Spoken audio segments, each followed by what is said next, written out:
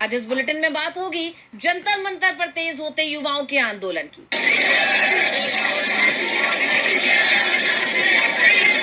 छात्रों पर लाठीचार्ज को लेकर भड़के राहुल गांधी की। देखेंगे कैसे किसानों के दिल्ली कूच ने बढ़ाई सरकार की परेशानी।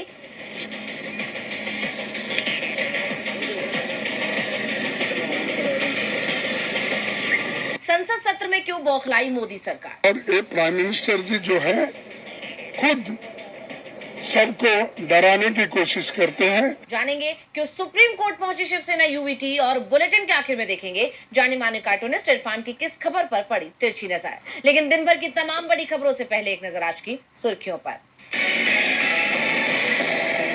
मध्य प्रदेश विधानसभा में UCC bill pass. Uttarakhand, Gujarat और असम के बाद ऐसा करने वाला चौथा राज्य बना। लिव इन रजिस्ट्रेशन हलाला पर नए प्रावधान होंगे लागू। सवालों में गिरी मोदी सरकार का जल जीवन मिशन। 18,000 से ज्यादा शिकायतें लेकिन महज 1800 पर कार्रवाई। जल शक्ति मंत्रालय ने जारी किए आंकड़े। वक्फ बोर्ड को बड़ी राहत। सुप्रीम कोर्ट ने केरल हाईकोर्ट के सरकारी निगरानी वाला निर्देश हटाया। कहा हाईकोर्ट सभी पार्टियों को निष्पक्ष सुनवाई का मौका देने के बाद मामले पर जल्द करे फैसला। ईरान के खिलाफ सैन्य अभियान में अमेरिका को बड़ा झटका। दोबारा शुरू हुई जंग में अब तक 100 सैनिक घायल। अमेरिकी रक्षा विभाग पेंटागन ने दी जानकारी। लाल निशान पर बंद हुआ शेयर बाजार। 238 अंकों की गिरावट के साथ 77,470 पर बंद हुआ सेंसेक्स, जबकि 50 अंकों की गिरावट के साथ 24,187 पर बंद हुआ निफ्टी। ये तो थी सुर्खियां। अब बात आज की सबसे बड़ी खबर की। मोदी सरकार के खिलाफ युवाओं का आंदोलन थमने का नाम नहीं ले रहा, बल्कि सरकार जितना इस आंदोलन को दबाने की कोशिश कर रही है, ये उतना ही तेज होता जा रहा है। बीते दिन संसद कूच के दौरान छात्रों पर लाठियां बरसाए जाने के बाद युवाओं का गुस्सा और भड़क गया है। भारी संख्या में युवा एक बार फिर जंतर मंतर पर जुट गए हैं और इस बीच सोनम वांगचुक को भी हाईकोर्ट से बड़ी जीत मिली है। तो क्या है पूरी खबर, देखिए रिपोर्ट। जंतर मंतर पर मोदी सरकार के खिलाफ युवाओं का हुजूम बढ़ता जा रहा है। संसद कूच के बावजूद जब सरकार ने युवाओं की मांग नहीं मानी तो युवा एक बार फिर अपने शांतिपूर्ण आंदोलन पर लौट आए हैं। और अब वो सिर्फ शिक्षा मंत्री धर्मेंद्र प्रधान के इस्तीफे की मांग नहीं कर रहे, बल्कि छात्रों पर जिस तरह से लाठियां बरसाई गई, इस प्रदर्शन को तितर बितर करने की कोशिशें की गई, उसका भी जवाब मांग रहे हैं। बीते दिन आपने देखा कि कैसे सुरक्षा बलों ने युवाओं को संसद कूच करने से रोकने की पूरी कोशिश की। उन पर लाठियां बरसाई, आंसू गैस के गोले दागे गए। प्रदर्शन में शामिल महिलाओं के साथ भी दुर्व्यवहार किया गया। दिल्ली पुलिस ने प्रदर्शनकारियों के खिलाफ 5 एफआईआर दर्ज की। पुलिस घटनास्थल के आसपास लगे सीसीटीवी कैमरों के फुटेज भी खंगाल रही है, लेकिन युवाओं ने भी प्रशासन की इस प्रदर्शन को रोकने की सभी कोशिशों पर पानी फेर दिया। पुलिस की क्रूर कार्रवाई को लेकर कॉकरोच जनता पार्टी के फाउंडर अभिजीत दिपके ने युवाओं से माफी मांगी है। उन्होंने कहा, मैं अपने सभी समर्थकों से माफी मांगता हूं, खासकर उन लड़कियों से जिन्हें पुरुष पुलिस अधिकारियों ने बेरहमी से पीटा, सिर्फ एक धर्मेंद्र प्रधान को बचाने के लिए, जो 20 से ज्यादा छात्रों की जान जाने के लिए जिम्मेदार हैं। सरकार और भी कई युवा छात्रों का खून बहाने को तैयार थी। उन्होंने ऐलान कर दिया है कि आंदोलन जारी रहेगा। वहीं जिन युवाओं को हिरासत में लिया गया है, उनकी मदद के लिए भी सीजेपी ने बड़ा कदम उठाया। उनसे लीगल मदद के लिए एक फॉर्म भरने की अपील की है। साथ ही सरकार से बातचीत को लेकर भी साफ कर दिया है कि अब ये बातचीत उनकी शर्तों पर होगी। सीजेपी ने कहा कि अब हम मंत्रियों के घर नहीं जाएंगे, अब सरकार को जंतर मंतर आना होगा। प्रदर्शनकारियों के तेवर सख्त होते जा रहे हैं और जंतर मंतर पर बढ़ती भीड़ इस बात का सबूत है कि अब ये आंदोलन तब तक खत्म नहीं होगा जब तक सरकार उनकी मांग नहीं मान लेती। ऐसे में सरकार पर भी दबाव बढ़ता नजर आ रहा है। ये साफ दिखाई भी दिया जब सोशल एक्टिविस्ट सोनम वांगचुक को लेकर अपने रुख पर सरकार ने यू टर्न ले लिया। आप जानते हैं कि वांगचुक को जंतर मंतर से हटाकर सफदरजंग हॉस्पिटल में पहुंचा दिया गया था। उनकी पत्नी गीतांजलि का आरोप था कि वांगचुक को हॉस्पिटल में हिरासत में रखा गया है। यहाँ तक कि सफदरजंग हॉस्पिटल डॉक्टर्स एसोसिएशन ने भी एक खत लिखकर इस पर विरोध जताया और कहा कि हॉस्पिटल हिरासत में रखने की जगह नहीं है। वहीं गीतांजलि ने इस मामले में दिल्ली हाईकोर्ट का भी रुख किया था और उन्हें मेदांता हॉस्पिटल में शिफ्ट कराने की इजाजत मांगी थी। पहले तो सरकार ने इसका विरोध किया, लेकिन जब दूसरी बार हाईकोर्ट में इसकी सुनवाई हुई तो सरकार के तेवर भी बदले हुए नजर आए। दिल्ली हाईकोर्ट ने वांगचुक को अब मेदांता हॉस्पिटल में शिफ्ट करने की इजाजत दे दी है, जिस पर सरकार ने विरोध नहीं जताया। वांगचुक अब तक अनशन पर ही है और इधर युवाओं ने भी ठान लिया है कि या तो मोदी सरकार उनकी मांग मानेगी या फिर युवा उसकी कुर्सी हिला देंगे। मोदी सरकार के खिलाफ जंतर मंतर पर युवा दोबारा जमा हो गए हैं। पुलिस की लाठियां, आंसू गैस के गोले उनके हौसले नहीं तोड़ पाए। लेकिन जिस तरह संसद मार्च को रोकने के लिए प्रशासन ने क्रूरतापूर्ण कार्रवाई की, उसके बाद मोदी सरकार के खिलाफ गुस्सा और भड़कता दिखाई दे रहा है। छात्रों के सपोर्ट में विपक्ष ने भी सरकार को घेरा है। पेपर लीक मामले में शिक्षा मंत्री धर्मेंद्र प्रधान और प्रधानमंत्री नरेंद्र मोदी के इस्तीफे की मांग लगातार तेज होती जा रही है और अब इसी मांग को लेकर कांग्रेस के कई नेताओं ने दिल्ली में पीएम आवास का घेराव किया। इनमें राहुल गांधी, प्रियंका गांधी और मल्लिकार्जुन खड़गे समेत कांग्रेस के कई बड़े नेता शामिल हैं। कांग्रेसी प्रधानमंत्री और गृह मंत्री इस्तीफा दो के नारे लगा रहे हैं। कांग्रेस की तरफ से 5 मांगे सरकार से की गई है, जिनमें शिक्षा मंत्री का इस्तीफा, गृह मंत्री का दोनों सदनों में बयान, सदन में इस मामले की विस्तृत चर्चा, छात्रों के मुद्दे को सुना जाए, प्रदर्शन के दौरान हिंसा की निष्पक्ष जांच करने की मांग शामिल है। कांग्रेस अपनी इन मांगों को लेकर अड़ गई है, साफ कर दिया है कि जब तक ये मांगे पूरी नहीं होंगी तब तक प्रदर्शन जारी रहेगा। प्रदर्शन के बीच पुलिस ने पंजाब के पूर्व सीएम चरणजीत सिंह चन्नी और कई कार्यकर्ताओं को हिरासत में ले लिया, जिसके बाद कांग्रेस ने इस मुद्दे पर बड़ा ऐलान कर दिया। कांग्रेस नेता जयराम रमेश का कहना है कि धरना रात में भी जारी रहेगा। वहीं नेता विपक्ष राहुल गांधी ने धरना स्थल से हटने से साफ इनकार कर दिया है। उन्होंने लोगों से इस धरने में शामिल होने की अपील की है। राहुल ने एक्स पर पोस्ट किया कि छात्रों पर हमला हर भारतीय परिवार पर हमला है। प्रधानमंत्री मोदी को लगता है कि वो बिना जवाब दिए, बिना किसी नतीजे का सामना किए बच निकलेंगे। नहीं कर पाएंगे, इस बार तो बिल्कुल नहीं। मैं हर उस देशभक्त भारतीय से अपील करता हूं जो मानता है कि हमारे छात्रों को न्याय मिलना चाहिए। प्रधानमंत्री आवास के सामने हमारे धरने में शामिल हो। भारत के छात्रों की आवाज को नजरअंदाज नहीं किया जा सकता। यानी राहुल गांधी ने छात्रों की आवाज तो उठाई ही, साथ ही अब सभी भारतीयों से इस धरना प्रदर्शन में शामिल होने की भी मांग कर दी है। ऐसे में मोदी सरकार कई मोर्चों पर घिर गई है, क्योंकि जंतर मंतर पर तो युवाओं का आंदोलन पहले से ही चल रहा था और अब विपक्ष ने भी सड़क पर मोर्चा खोल दिया है। मोदी सरकार इस वक्त तमाम मुद्दों को लेकर देश भर में घिरी हुई है। युवा और छात्रों ने तो मोर्चा पहले ही खोल रखा है और अब किसानों ने भी दिल्ली कूच कर दिया। अमेरिका के साथ हुई भारत की ट्रेड डील को लेकर किसानों ने दिल्ली कूच किया है। ऐसे में प्रशासन भी अलर्ट नजर आ रहा है। तो क्या है पूरी खबर, देखिए। भारत अमेरिका प्रस्तावित मुक्त व्यापार समझौता यानी एफटीए के विरोध में पंजाब के किसान नेता सरवन सिंह पंडेर के नेतृत्व में देश बचाओ मोर्चा के तहत दिल्ली कूच किया गया। 21 जुलाई को सैकड़ों की संख्या में किसान दिल्ली कूच के लिए शंभू और खनौरी बॉर्डर पर इकट्ठा हुए। किसान संगठनों का कहना है कि अमेरिका भारत ट्रेड डील से कृषि क्षेत्र और किसानों के हित प्रभावित हो सकते हैं। आपको याद होगा, भारत अमेरिकी ट्रेड डील के जरिए अमेरिकी किसानों की पहुंच भारत के बाजार तक होगी, यानी भारत के बाजार अमेरिका के लिए खोल दिए जाएंगे। खुद अमेरिकी राष्ट्रपति डोनाल्ड ट्रंप ये बात कह चुके हैं और यही वजह अब किसानों की नाराजगी का कारण बन गई है। किसानों का मानना है कि अगर ऐसा होता है तो इससे भारतीय किसानों पर बुरा असर पड़ेगा और अब इसी के विरोध में किसानों ने दिल्ली कूच किया, जिससे सरकार बुरी तरह से घिरी हुई दिखाई दे रही है। किसानों को दिल्ली पहुंचने से रोकने की कोशिश की जा रही है। शंभू और खनौरी बॉर्डर पर स्थिति तो ये है कि बॉर्डर सील कर दिए गए हैं, बैरिकेड्स लगा दिए गए हैं। इतना ही नहीं, अर्धसैनिक बलों और हरियाणा पुलिस की कई टुकड़ियां तैनात की गई हैं। इसके अलावा भारतीय नागरिक सुरक्षा संहिता की धारा 163 भी लागू कर दी गई है। सीमा पर रोके गए किसानों ने साफ किया कि हमारा बैरिकेड तोड़ने का कोई इरादा नहीं, पर सरकार बात करे।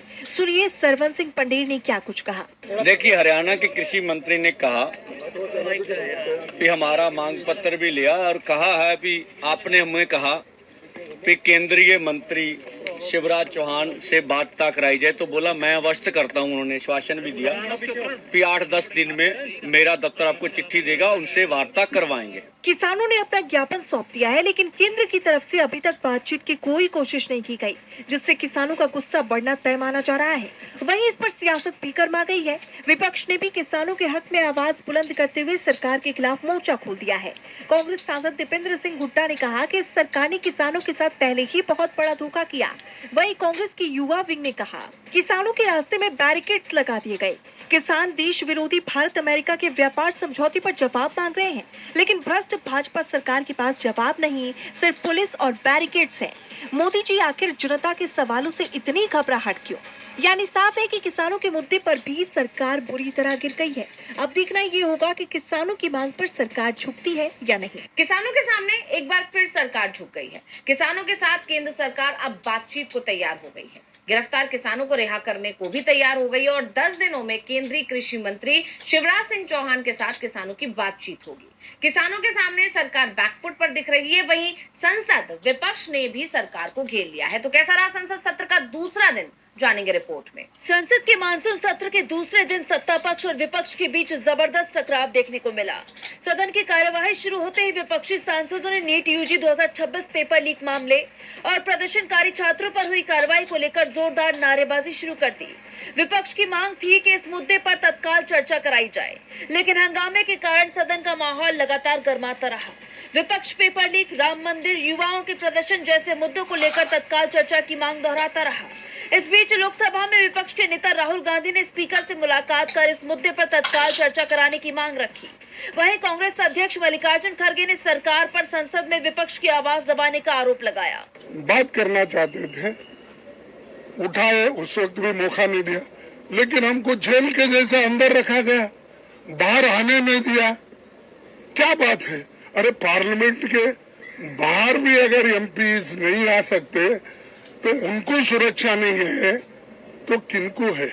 दूसरी तरफ कांग्रेस सांसद केसी वेणुगोपाल और सैयद नासिर हुसैन ने राज्यसभा में नियम 267 के तहत काम रोककर नीट पेपर लीक मामले पर तत्काल चर्चा कराने का नोटिस भी दिया, जिससे सरकार दबाव में नजर आ रही है और चौतरफा घिर गई है। अब सबकी निगाह इस बात पर टिकी है कि 13 अगस्त तक चलने वाले इस मानसून सत्र में इन मुद्दों पर चर्चा हो पाती है।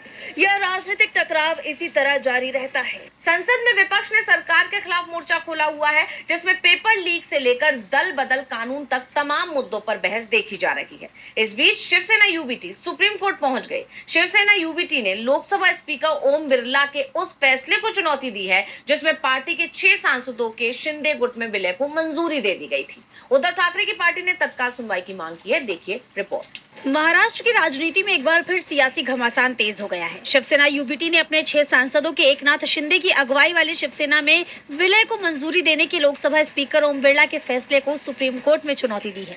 पार्टी ने संसद के मानसून सत्र के बीच इस मामले में तत्काल सुनवाई की मांग की है।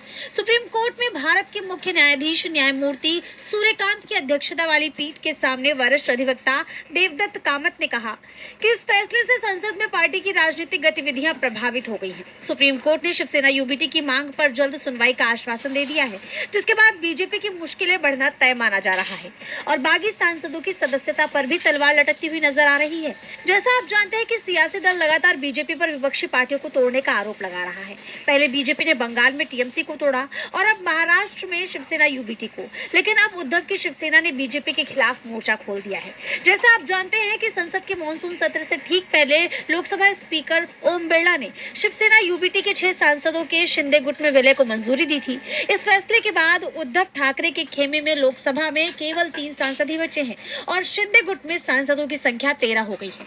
फिलहाल बिरला का फैसला अब बीजेपी के गले की फांस बनता नजर आ रहा है। अब सबकी नजर सुप्रीम कोर्ट की अगली सुनवाई और उसके फैसले पर टिकी हुई है। सुप्रीम कोर्ट में होने वाली सुनवाई पर सभी की नजरें टिकी हुई हैं, तो निगाहें इस वक्त बंगाल की सियासत पर भी बनी हुई हैं। पूर्व मुख्यमंत्री ममता बनर्जी ने हर साल की तरह इस बार भी बड़े स्तर पर शहीद दिवस रैली आयोजित की। इस दौरान ममता ने बागी गुट और बीजेपी पर जमकर हमला बोला। तो क्या कुछ कहा ममता बनर्जी ने और क्या है पूरी खबर, देखेंगे रिपोर्ट में। पश्चिम बंगाल में पूर्व सत्तारूढ़ पार्टी टीएमसी हर साल 21 जुलाई को शहीद दिवस रैली आयोजित करती है। इसी कड़ी में इस बार भी टीएमसी ने यह आयोजन किया। हालांकि इस बार तस्वीर अलग थी। टीएमसी इस बार सरकार में नहीं बल्कि विपक्ष की भूमिका में है। ऐसे में उसको धर्मतला में रैली करने के लिए काफी मशक्कत करनी पड़ी। हालांकि तमाम लड़ाई लड़ने के बाद भी पार्टी को धर्मतला में रैली की इजाजत नहीं मिली। ऐसे में पार्टी ने कैपिटल रोड पर रैली की, लेकिन हर बार की तरह इस बार भी ममता की रैली में जबरदस्त भीड़ उमड़ी, जबकि बागी गुट की टीएमसी की रैली में कुर्सियां खाली पड़ी रहीं।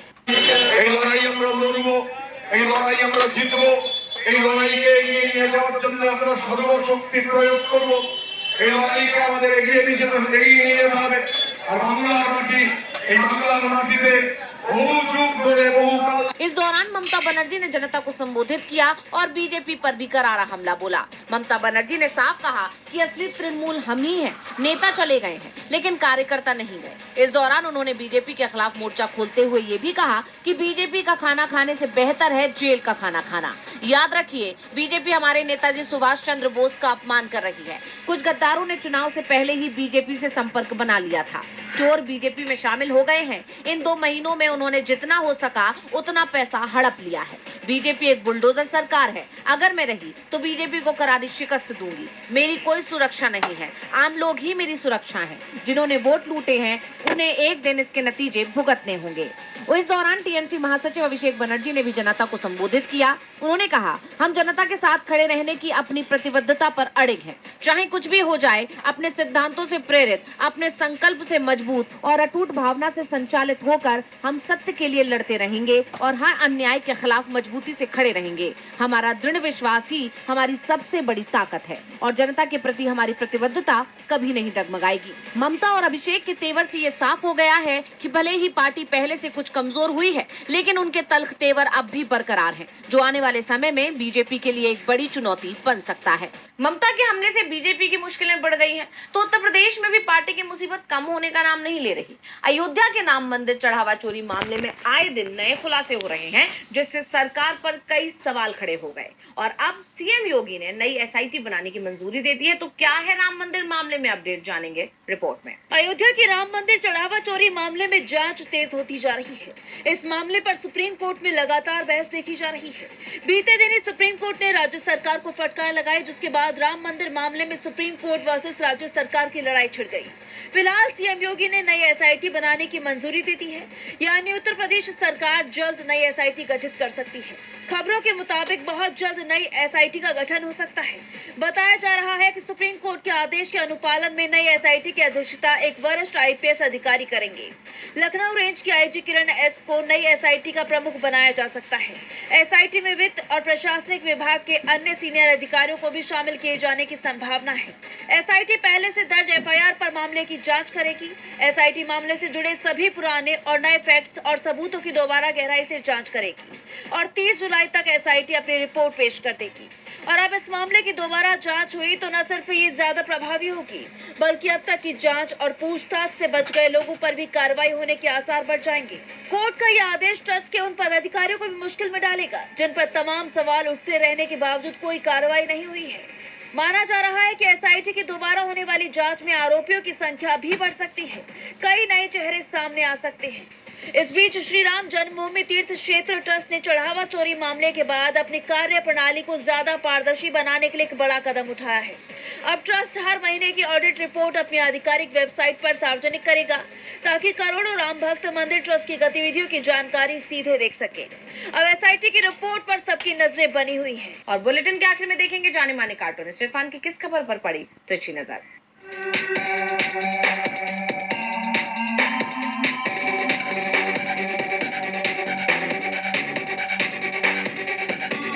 पीएम मोदी की बातों का क्या कहना है?